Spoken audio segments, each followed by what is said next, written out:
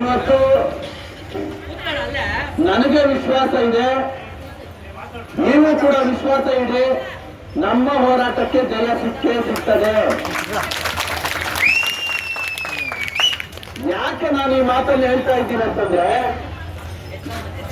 ಈ ರಾಜ್ಯದ ಮುಖ್ಯಮಂತ್ರಿಗಳಾಗಿರ್ತಕ್ಕಂಥ ಸಿದ್ದರಾಮಯ್ಯನವರು ಯಾವತ್ತೂ ಕೂಡ ರೈತರ ಪರ, ದಲಿತರ ಪರ, ಒಟ್ಟಾರೆಯಾಗಿ ಜನಪರವಾಗಿರ್ತಕ್ಕಂಥ ಮುಖ್ಯಮಂತ್ರಿಗಳು. ಅವರು ಇದನ್ನು ಈಗಾಗಲೇ ಸಾಬೀತು ಮಾಡಿದ್ದಾರೆ. ಈಗ ಸ್ನೇಹಿತರು ಹೇಳ್ತಾ ನಮ್ಮ ಕೃಷ್ಣಣ್ಣವ್ರು ಹೇಳ್ತಾ ಇದ್ರು, ಚಂದ್ರಾಯಪಟ್ಟಣದ ಭೂ ಹೋರಾಟ ಏನಾಯ್ತು ಅಂದ್ರೆ ಅಂತಿಮವಾಗಿ ಜಯ ಸಿಕ್ತಲ್ಲಿ. ಯಾಕೆ ಜಯ ಸಿಕ್ತು ಅಂತಂದ್ರೆ ಸಿದ್ದರಾಮಯ್ಯನವರಿಗೆ ಆ ಬದ್ಧತೆ ಇದೆ. ಸಿದ್ದರಾಮಯ್ಯನವರಿಗೆ ಹಿಂದೆನೂ ಇತ್ತು, ಈಗಲೂ ಇದೆ, ಮುಂದೇನೂ ಇರ್ತದೆ. ಆದರೆ ಇವತ್ತು ಅವರ ತಲೆಯನ್ನ ಕೆಡಿಸ್ತಾ ಇರತಕ್ಕಂಥ ಕೆಲವು ವಿಷ ಜಂತುಗಳು ಅವರ ಸಚಿವ ಸಂಪುಟದಲ್ಲಿದ್ದಾರೆ. ಅವರು ಏನ್ ಮಾಡಿದ್ದಾರೆ ಅಂತಂದ್ರೆ ಕೋಟ್ಯಾಂತರ ರೂಪಾಯಿ ತಗೊಂಡ್ಬಂದು ಇಲ್ಲಿ ಸುರಿದಿದ್ದಾರೆ. ಯಾರ ಮುಖಾಂತರ ಅಂತಂದ್ರೆ ಕೆಡಿಬಿ ಅಧಿಕಾರಿಗಳಿದ್ದಾರಲ್ವಾ, ಅವರ ಮುಖಾಂತರ ಬ್ರೋಕರ್ಗಳನ್ನು ಇಟ್ಕೊಂಡು, ಮಧ್ಯವರ್ತಿಗಳನ್ನು ಇಟ್ಕೊಂಡು ಕೋಟ್ಯಾಂತರ ರೂಪಾಯಿ ಇಲ್ಲಿ ಜಮೀನುಗಳನ್ನ ಅಗ್ರಿಮೆಂಟ್ಗಳು ಮಾಡಿಕೊಂಡು ಅಲ್ಲಿ ಕೋಟ್ಯಾಂತರ ರೂಪಾಯಿ ಕೊಳ್ಳೆ ಹೊಡೆಯೋದಕ್ಕೆ ಅಲ್ಲಿ ಸುರಿದಿದ್ದಾರೆ. ನಾನು ನೇರವಾಗಿ ಆರೋಪ ಮಾಡ್ತೀನಿ, ಇದರ ಹಿಂದೆ ಇರ್ತಕ್ಕಂತಹ ಒಬ್ಬ ಕುತಂತ್ರಿ ಯಾರು ಅಲ್ಲ, ಎಂ.ಬಿ. ಪಾಟೀಲ್. ಅವರ ಸಂಬಂಧಿಕರು, ಇಡೀ ಪೊಲೀಸ್ ಇಲಾಖೆ ಇಲ್ಲಿದೆ, ಇಂಟೆಲಿಜೆನ್ಸ್ ಇದೆ, ನೀವು ಹೆಂಗ್ ಬೇಕಾದ್ರೂ ತನಿಖೆ ಮಾಡ್ಕೊಳ್ಳಿ. ಎಂ.ಬಿ. ಪಾಟೀಲ್ ಅವರ ಸಂಬಂಧಿ ಇಲ್ಲಿ ಕೋಟ್ಯಾಂತರ ರೂಪಾಯಿ ತಗೊಂಡ್ಬಂದು ಬ್ರೋಕರ್ಗಿರಿ ಮಾಡ್ತಾ ಇರೋದನ್ನ ನೀವು ಪತ್ತೆ ಹಚ್ಚಿ ಆವತ್ತು ನಮ್ಮ ಮುಂದೆ ಹೇಳಿ, ನಾವು ಹೇಳ್ತಾ ಇರ್ತಕ್ಕಂಥದ್ದು ನಿಜಾನ ಸುಳ್ಳ ಅಂತ. ಅವರ ಪ್ರಾಯೋಜಿತ ಭಾಗವಾಗಿ ಏನಾಗಿದೆ, ನಮ್ಮ ಜಿಲ್ಲಾ ಉಸ್ತುವಾರಿ ಸಚಿವರು ಈಗ ಕೃಷ್ಣಣ್ಣ ಅವ್ರು ಹೇಳ್ತಾ ಇದ್ರು, ಅವರ ಪೂರ್ವಿಕರು ರೈತರು, ಅವರು ರೈತರೇ. ಇವತ್ತು ಎಲ್ಲಾದ್ರೂ ವೇದಿಕೆಗಳ ಮೇಲೆ ನಿಂತ್ಕೊಂಡಾಗ ಹೇಳ್ತಾರೆ, ನಾವು ರೈತ ಪರ, ನಾವು ದಲಿತ ಪರ ಅಂತ ಹೇಳ್ತಾರೆ. ಇವತ್ತು ಮಾನ್ಯ ಉಸ್ತುವಾರಿ ಸಚಿವರೇ, ನಮ್ಮ ವಿರುದ್ಧವಾಗಿ ಭೂ ಸ್ವಾಧೀನದ ಪರವಾಗಿ ನೀವು ಹೋರಾಟವನ್ನ ಹಿಂದೆ ನಿಂತು ಷಡ್ಯಂತ್ರ ಮಾಡಿ ಹೋರಾಟವನ್ನ ಕೊಡ್ತಾ ಇರ್ತಕ್ಕಂಥದ್ದು ಜಗಜ್ಜಾಹೀರಾಗಿದೆ. ಇಡೀ ಪೊಲೀಸ್ ಇಲಾಖೆಗೆ ಗೊತ್ತಿದೆ, ಜಿಲ್ಲಾಡಳಿತಕ್ಕೆ ಗೊತ್ತಿದೆ, ನಮ್ಗೆಲ್ಲ ಗೊತ್ತಿದೆ, ಇಡೀ ಜಿಲ್ಲೆಗೆ, ರಾಜ್ಯಕ್ಕೆ ಗೊತ್ತಿದೆ. ಇದರ ಹಿಂದೆ ಇರ್ತಕ್ಕಂಥ ಪವಾಡ ಪುರುಷರು ನೀವೇ ಅಂತ ನಮಗೆ ಗೊತ್ತಿದೆ. ದೇವರಾಣೆಗೂ ನಿಮ್ಗೆ ಒಳ್ಳೇದಾಗೋದಿಲ್ಲ. ಯಾಕಂತಂದ್ರೆ ರೈತರ ಶಾಪ ಒಳ್ಳೆಯದಲ್ಲ.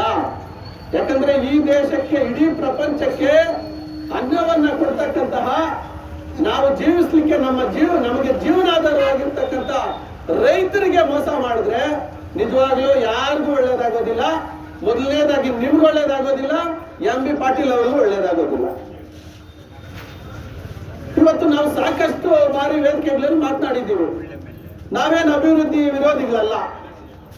ಯಾವುದೇ ಒಂದು ದೇಶ ಅಭಿವೃದ್ಧಿ ಆಗ್ಬೇಕಂದ್ರೆ ಕೈಗಾರಿಕೆಗಳು ಬೇಕು, ನಾವೇನು ಬೇಡ ಆಗ್ತಾ ಇಲ್ಲ. ಆದರೆ ಕೈಗಾರಿಕೆಗಳನ್ನ ಎಲ್ಲಿ ಮಾಡಬೇಕು ಅಂತಕ್ಕಂಥದ್ದು ಬಹಳ ಪ್ರಮುಖವಾದ ವಿಚಾರ ಆಗ್ತದೆ. ಇವತ್ತು ಶಿಡ್ಲಘಟ್ಟ ತಾಲೂಕಿನಲ್ಲಿ ನಿಮಗೆ 3,000 ಎಕರೆ ಇಡೀ ತಾಲೂಕು ಆಡಳಿತ ಈಗಾಗಲೇ ಸರ್ವೆ ಮಾಡಿ ಅಲ್ಲಿ ಒಂದು ಬೆಳೆನೂ ಬೆಳೀಲಿಕ್ಕೆ ಆಗದೆ ಇರತಕ್ಕಂಥ ಭೂಮಿಯನ್ನ 3,000 ಎಕರೆಯನ್ನ ಸಿದ್ಧವಾಗಿಟ್ಕೊಂಡು ನಿಮ್ಮ ಮುಂದೆ ನಕ್ಷೆಯನ್ನು ಕೊಟ್ಟಿದೆ. ನೀವ್ಯಾಕೆ ಅಲ್ಲಿ ಮಾಡಿದೆ? ಇಲ್ಲಿ ಪ್ರತಿನಿತ್ಯ ರೇಷ್ಮೆ, ಅನೇಕ ತರಕಾರಿಗಳು, ಈ ಏನು ಹಾಲು, ಅನ್ನ ಕೊಡ್ತಾ ಇರ್ತಕ್ಕಂಥ ಫಲವತ್ತಾದ ಭೂಮಿ ಕಡೆ ನೀವು ಯಾಕೆ ಬೆರಳು ತೋರಿಸ್ತಾ ಇದ್ದೀರಿ ಅಂತಂದ್ರೆ, ಅಲ್ಲಿ ಹೋದ್ರೆ ನಿಮ್ಗೆ ಬಿಡಿಗಾಸು ಸಿಕ್ಕೋದಿಲ್ಲ. ಅಲ್ಲಿ ಯಾವುದೇ ಕೈಗಾರಿಕೋದ್ಯಮಿಗಳಿರ್ಬೋದು, ಆ ಕಡೆ ಗಮನ ಹರಿಸೋದಿಲ್ಲ. ಇಲ್ಲಿ ಏರ್ಪೋರ್ಟ್ಗೆ, ಇಂಟರ್ನ್ಯಾಷನಲ್ ಏರ್ಪೋರ್ಟ್ಗೆ ಹತ್ರ ಇರೋದ್ರಿಂದ ನಿಮಗೆ ಕೋಟ್ಯಾಂತರ ರೂಪಾಯಿ ಆಮಿಷವನ್ನ ಒಡ್ಡಿ ಇದೇ ಭೂಮಿ ಬೇಕು ನಮ್ಗೆ, ನಾವು ಇಲ್ಲಿ ಆಸಕ್ತಿಯನ್ನ ತೋರಿಸ್ತಾ ಇದ್ದೀವಿ ಅಂತ ಹೇಳಿರೋದಕ್ಕೆ ನಿಮಗೆ ಅನ್ನ ಕೊಡ್ತಾ ಇರ್ತಕ್ಕಂಥ, ಇಡೀ ದೇಶಕ್ಕೆ ಅನ್ನ ಕೊಡ್ತಾ ಇರ್ತಕ್ಕಂಥ ಫಲವತ್ತಾದ ಭೂಮಿ ಮೇಲೆ ಕಣ್ಣಾಕಿದ್ದೀರಲ್ಲ, ನಾಳೆ ಏನ್ ಮಣ್ಣು ತಿಂತೀರಾ? ಮಣ್ಣು ತಿಂತೀರಾ ನೀವು? ನಿಮ್ಮ ಮಕ್ಕಳಿಗೆ ಏನ್ ಮಣ್ಣು ತಿನ್ನಿಸ್ತೀರಾ? ಇಡೀ ಮುಂದಿನ ಪೀಳಿಗೆಗೆ ನಾವೇನು ಮಣ್ಣು ತಿನ್ನಿಸಿ ಬದುಕಬೇಕಾ? ಯೋಚನೆ ಮಾಡಿ ನೀವು ಒಂದ್ಸಲ. ನಾವು ಬದುಕಬೇಕಂತಂದ್ರೆ ಮೊದಲು ಅನ್ನ ಆಹಾರ ಬೇಕಾಗಿದೆ. ಆ ಅನ್ನ ಆಹಾರವನ್ನು ಬೆಳೀತಾ ಇರ್ತಕ್ಕಂಥ ಭೂಮಿಯನ್ನ ನೀವು ಯಾವುದೇ ಕಾರಣಕ್ಕೂ ನಾಶ ಮಾಡಲಿಕ್ಕೆ ಹೋಗಬೇಡಿ. ಅಲ್ಲಿ ಕೈಗಾರಿಕೆ ಫಲವತ್ತಾದ ಭೂಮಿಯಲ್ಲಿ ಬಂದ್ರೆ ಒಂದು ಕಡೆ ನಾವು ಉತ್ಪಾದನೆ ಆಗ್ತಾ ಇರ್ತಕ್ಕಂಥ ಅನ್ನವನ್ನ ಕಳ್ಕೊಳ್ಳೋದ್ರ ಜೊತೆಗೆ ಅಲ್ಲಿ ಇರ್ತಕ್ಕಂಥ ಆ ಭಾಗದಲ್ಲಿ ಇರ್ತಕ್ಕಂಥ ಎಲ್ಲ ಪರಿಸರ ಹಾಳಾಗ್ತದೆ. ಒಳ್ಳೆ ಪರಿಸರವನ್ನ, ಒಳ್ಳೆ ಗಾಳಿಯನ್ನ ಕೊಡ್ತಾ ಇರ್ತಕ್ಕಂಥ, ಒಳ್ಳೆ ನೀರನ್ನು ಕೊಡ್ತಾ ಇರ್ತಕ್ಕಂಥ ಆ ಪ್ರದೇಶ ಹಾಳಾಗಿ ಹೋಗ್ತದೆ. ಆವತ್ತು ನಾವು, ನೀವೆಲ್ಲರೂ, ನಮ್ಮ ಮಕ್ಕಳು, ನಾವೆಲ್ಲರೂ ಕೂಡ ಅನಾರೋಗ್ಯಕ್ಕೆ ತುತ್ತಾಗ್ತೀವಿ, ಭಯಂಕರ ಕಾಯಿಲೆಗೆ ತುತ್ತಾಗ್ತೀವಿ. ಆವತ್ತು ಇಡೀ ಆ ಭಾಗದ ಎಲ್ಲ ಹಳ್ಳಿಗಳು, ಆ ಪ್ರದೇಶನೇ ನಾಶವಾಗಿ ಹೋಗ್ತದೆ, ಸ್ಮಶಾನವಾಗ್ತದೆ. ನೀವು ನಮ್ಮ ಎಣಗಳ ಮೇಲೆ ರಾಜಕಾರಣ ಮಾಡೋದಾದ್ರೆ ನಿಮ್ಮ ಅಧಿಕಾರಕ್ಕೆ ನಾವು ಇವತ್ತು ಜೋರಾದ ಧ್ವನಿಯಲ್ಲಿ ಧಿಕ್ಕಾರವನ್ನು ಹೇಳ್ತೀವಿ. ನೀವು ದಯವಿಟ್ಟು, ನಾವು ನಿಮ್ಮನ್ನ ವೈಯಕ್ತಿಕವಾಗಿ ಯಾವುದೇ ಕಾರಣಕ್ಕೂ ವಿರೋಧ ಮಾಡೋದಿಲ್ಲ. ನಾವು ಸೈದ್ಧಾಂತಿಕವಾಗಿ ಇವತ್ತು ಇಲ್ಲಿ ನಡೆದಿರ್ತಕ್ಕಂಥ ಎಲ್ಲ ಜನತೆ, ನಾಗರಿಕ ಬಂಧುಗಳು ಒಂದು ವಿಷಯವನ್ನ ಯೋಚನೆ ಮಾಡಬೇಕಾಗ್ತದೆ. ಇವತ್ತು ಏನು ರೈತ ಸಂಘ ಕಳೆದ 5-6 ದಶಕಗಳ ಹಿಂದೆ ಉಟ್ಕೊಂಡು ಯಾತಕ್ಕಾಗಿ ಹೋರಾಟ ಮಾಡ್ತಾ ಇದೆ ಅಂತಂದ್ರೆ, ರೈತರ ಉಳಿವಿಗಾಗಿ, ಭೂಮಿಯನ್ನ ಉಳಿಸ್ಲಿಕ್ಕೆ, ವಿಶೇಷವಾಗಿ ಫಲವತ್ತಾದ ಭೂಮಿಯನ್ನು ಉಳಿಸ್ಲಿಕ್ಕೆ ರೈತ ಸಂಘಟನೆ ಹೋರಾಟ ಮಾಡ್ತಾ ಇದೆ. ಹಾಗೇನೆ ಈ ದೇಶದ ಕನ್ನಡ ಪರ ಸಂಘಟನೆಗಳು ಕೂಡ ಈ ದೇಶದ ನೆಲ, ಜಲ, ಭಾಷೆ ಇತ್ಯಾದಿ ವಿಷಯಗಳನ್ನು ಮುಂದೆ ಇಟ್ಕೊಂಡು ಹೋರಾಟಗಳನ್ನ ಮಾಡ್ಕೊಂಡು ಬರ್ತಾ ಇದೆ. ವಿಶೇಷವಾಗಿ ಡಾಕ್ಟರ್ ಬಾಬಾ ಸಾಹೇಬ್ ಅಂಬೇಡ್ಕರ್ ಅವರ ಹೆಸರಿನಲ್ಲಿ, ಅವರ ಸಿದ್ಧಾಂತಗಳನ್ನು ಮುಂದೆ ಇಟ್ಕೊಂಡು ಈ ರಾಜ್ಯದಲ್ಲಿ ದಲಿತ ಸಂಘರ್ಷ ಸಮಿತಿ ಏನು 5 ದಶಕಗಳ ಹಿಂದೆ ಪ್ರಾರಂಭವಾಯ್ತು, ಅದು ಉಟ್ಕೊಂಡಿದ್ದ ಭೂಮಿ ಬೇಕು ಅಂತ. ಹೆಂಡ ಬೇಡ, ಭೂಮಿ ಬೇಕು, ನಮ್ಗೆಲ್ಲ ಭೂಮಿ ಕೊಡಿ, ನಮ್ಗೆ ಹೆಂಡ ಬೇಡ, ಬೇರೆ ಏನು ಬೇಡ, ನಮ್ಗೆ ಭೂಮಿ ಬೇಕು ಅಂತ ಉಟ್ಕೊಂಡಿದ್ದು. ನೋಡಿ, ಇಲ್ಲ ಅಂಬೇಡ್ಕರ್ ವಿಚಾರ, ದಲಿತ ಸಂಘರ್ಷ ಸಮಿತಿ ವಿಚಾರ ಶುರುವಾಗ್ತಾ ಇದ್ದಂಗೆ ಅಲ್ಲಿ ಗದ್ದಲ ಶುರುವಾಗ್ತದೆ. ಅಲ್ಲಿ ಗದ್ದಲ ಯಾಕೆ ಶುರುವಾಗ್ತದೆ ಅಂದ್ರೆ, ಅವ್ರು ಮಾಡ್ತಾ ಇರೋ ತಪ್ಪು ಅಂತ ಅವ್ರಿಗೆ ಗೊತ್ತಿದೆ. ಈ ವಿಚಾರಗಳು ಅಲ್ಲಿರ್ತಕ್ಕಂಥವ್ರಿಗೆ ಗೊತ್ತಾಗ್ಬಿಟ್ರೆ ನಮ್ಮ ಬಂಡವಾಳ ಬಯಲಾಗ್ತದೆ ಅಂತ ಹೇಳ್ಬಿಟ್ಟು ಅಲ್ಲಿ ಗದ್ದಲ ಶುರು ಮಾಡ್ತಾ ಇದ್ದಾರೆ. ಆದ್ರೆ ಇವತ್ತು ಯಾರು ಈ ರೈತ ಚಳವಳಿಯ ಉದ್ದೇಶವನ್ನ ಇವತ್ತು ತಮ್ಮ ಸ್ವಾರ್ಥಕ್ಕಾಗಿ ಬಲಿ ಕೊಡ್ತಾ ಇದ್ದಾರೆ, ಯಾರು ದಲಿತ ಚಳವಳಿಯ ಸಿದ್ಧಾಂತವನ್ನ ಅವರ ಸ್ವಾರ್ಥಕ್ಕಾಗಿ ಬಲಿ ಕೊಡ್ತಾ ಇದ್ದಾರೆ, ಯಾರು ಕನ್ನಡ ಪರ ಚಳವಳಿಯ ಸಿದ್ಧಾಂತಗಳನ್ನ ತಮ್ಮ ಸ್ವಾರ್ಥಕ್ಕಾಗಿ ಬಲಿ ಕೊಡ್ತಾ ಇದ್ದಾರೆ, ಅವರೆಲ್ಲರಿಗೂ ಕೂಡ ಈ ವೇದಿಕೆ ಮುಖಾಂತರ ನಾವು ಧಿಕ್ಕಾರವನ್ನ ಹೇಳ್ತಾ ಇದ್ದೇವೆ. ನಿಮಗೆ ಬದ್ಧತೆ ಇದ್ರೆ ನೀವು ಬದ್ಧತೆ ಅಲ್ಲಿಂದ ಬರ್ಬೇಕು ಬಿಡಿ.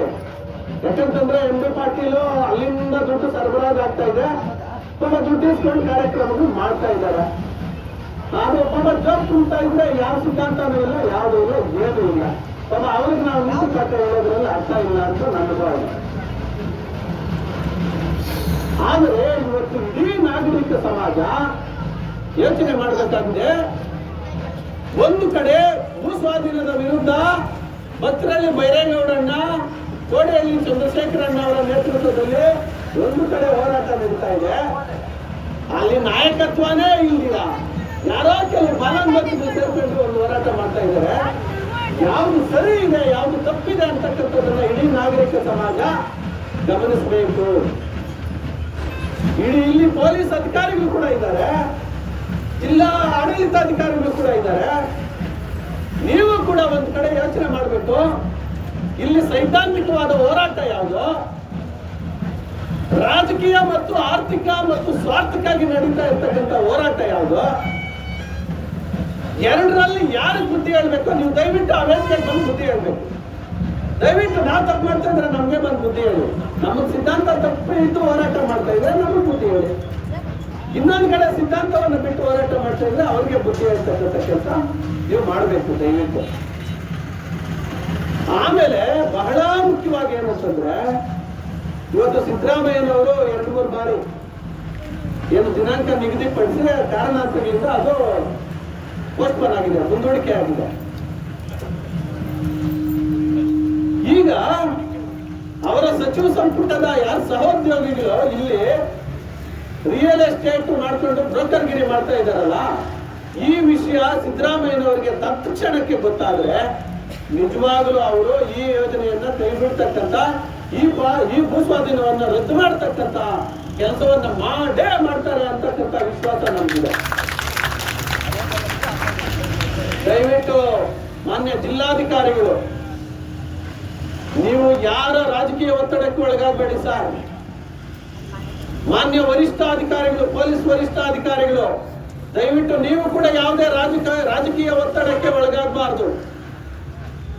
ನೀವು ನಾಳೆ ಶಿಡ್ಲಘಟ್ಟದಲ್ಲಿ ಏನು ಹೈಟೆಕ್ ರೇಷ್ಮೆ ಮಾರುಕಟ್ಟೆ ಉದ್ಘಾಟನೆ ಮಾಡಲಿಕ್ಕೆ ಸಿದ್ದರಾಮಯ್ಯನವರು ಬರ್ತಾ ಇದ್ದಾರೆ, ಅಲ್ಲಿ ಈ ವಿಚಾರಗಳನ್ನ ನೀವು ತಿಳಿಸಬೇಕಾಗ್ತದೆ.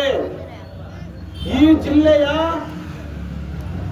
ಇಂಟೆಲಿಜೆನ್ಸ್ ಏನು, ಗುಪ್ತದಳ ಏನಿದೆ, ಗುಪ್ತಚರ ಇಲಾಖೆ ಏನಿದೆ, ದಯವಿಟ್ಟು ನೀವು ಅಧಿಕಾರಿಗಳು ಈ ವಿಚಾರವನ್ನ ಮಾನ್ಯ ಸಿದ್ದರಾಮಯ್ಯನವರಿಗೆ ತಿಳಿಸ್ಬೇಕಂತ ನಾವಿಲ್ಲಿ ಮನವಿ ಮಾಡ್ತಾ ಇದ್ದೇವೆ. ಅವರನ್ನ ಈ ಜಾಗಕ್ಕೆ ಕರ್ಕೊಂಡ್ ಬರ್ತಕ್ಕಂಥ ಕೆಲಸನೂ ಮಾಡ್ಬೇಕು. ನೀವು ನಮ್ಮ ರೈತ ಮುಖಂಡರು ನಮ್ಮೆಲ್ಲರ ಜೊತೆ ಚರ್ಚೆ ಮಾಡ್ತಕ್ಕಂಥ ಒಂದು ವಾತಾವರಣವನ್ನ ಕಲ್ಪಿಸಿಕೊಡ್ಲಿಕ್ಕೆ ನೀವು ಪ್ರಯತ್ನ ಮಾಡಬೇಕು ಅಂತ ಕೂಡ ಈ ಸಂದರ್ಭದಲ್ಲಿ ನಾವು ಮನವಿ ಮಾಡ್ತಾ ಇದ್ದೇವೆ. ಈ ಕೆಲಸವನ್ನ ನೀವು ಮಾಡಿದ್ರೆ ನಿಜವಾಗ್ಲೂ ಕೂಡ ಇಡೀ ಸಮಾಜಕ್ಕೆ ನಿಮ್ಮ ಮೇಲೆ ಇರ್ತಕ್ಕಂಥ ಋಣವನ್ನ